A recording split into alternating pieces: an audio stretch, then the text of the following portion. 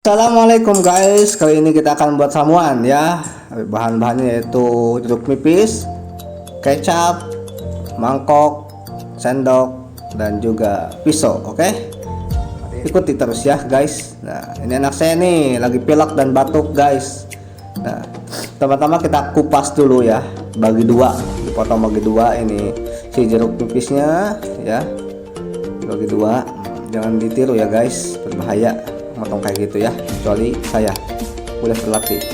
Nah, jadi jeruk nipis ini waduh, maaf ya, sedikit jaya abi enak mas masem. Nah, jadi kita peras dulu nih si jeruk nipisnya, peras sampai full ya. Biji-bijinya jangan dibuang juga ya, karena bagus juga buat tubuh, kesehatan.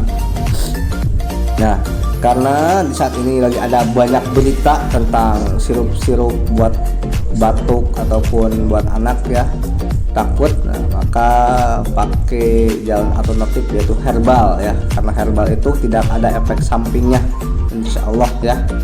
Nah, makanya saya membuat ramuan ini untuk kesembuhan anak pecintaku. Sebenarnya aku juga ini lagi batuk, lagi kurang enak badan, pilek batuk. Nah, jadi ini kita akan dimamam berdua.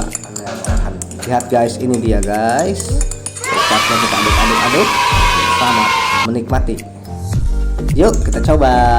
Yeay, nyam, enak. Bismillah.